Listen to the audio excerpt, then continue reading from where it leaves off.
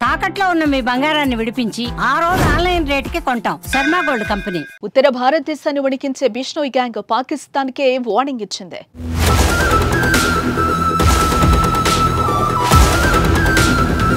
పెహల్గాం ఉగ్రదాడికి ప్రతీకారంగా లష్కరే-తోయిబా చీఫ్ హఫీజ్ సయద్ను లేపేస్తామంటూ సవాల్ విసిరింది. పాక్ వెళ్లి మరీ చంపేస్తామంటుంది బిష్నోయ్ గ్యాంగ్.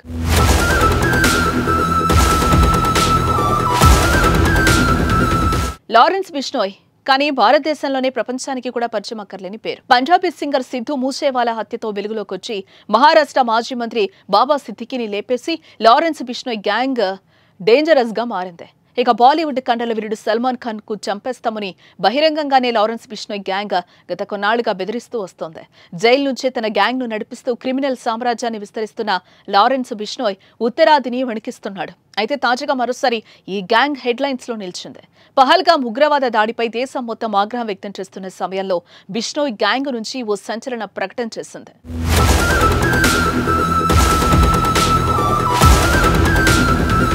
ఉగ్రదాడిలో 26 మందిని చంపడాన్ని తీవ్రంగా ఖండించిన బిష్నోయ్ గ్యాంగ్ ప్రతీకారం తీర్చుకోవాలని ఉద్దేశాన్ని వ్యక్తం చేసింది.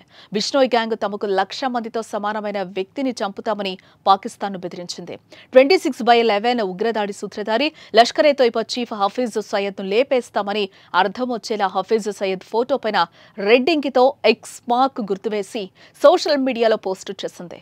పాకిస్తాన్ దేశంలోకి ప్రవేశించి హఫీజ్ సయద్ను లేపేస్తామంటూ వెల్లడించింది.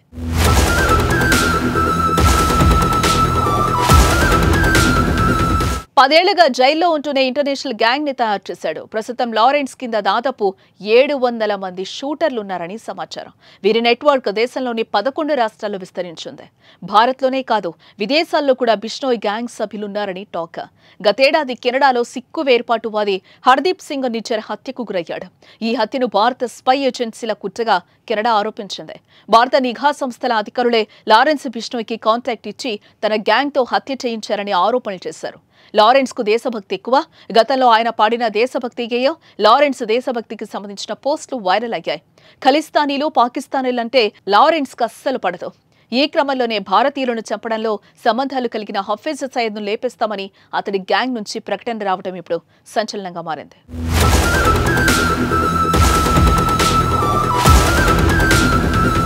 2008 ముంబై బాంబు పేలుళ్లకు ప్రధాన సూత్రధారి హఫీజ్ సయద్. భారత ప్రభుత్వం హఫీజ్ కోసం చాలా ఏళ్లుగా వెతుకుతోంది. అమెరికా వాంటెడ్ జాబితాలో సయీద్ కూడా ఉన్నాడు. ఏప్రిల్ 22న పహల్గాంలో 26 మంది పర్యాటకులను ఉగ్రవాదులు కాల్చి చంపారు. హఫీజ్ సయద్ కనుసన్నల్లోనే ఇది జరిగినట్లు భారత ప్రభుత్వం అనుమానిస్తోంది. ఏ క్షణమైనా భారత్ దాడి చేస్తుందనే భయంతో ఆయనకు పాక్ ప్రభుత్వం భారీ భద్రతను ఏర్పాటు చేస్తుంది. మరి భారత్ హఫీజ్ సయద్ విషయంలో ఏం చేస్తుందో చూడాలి.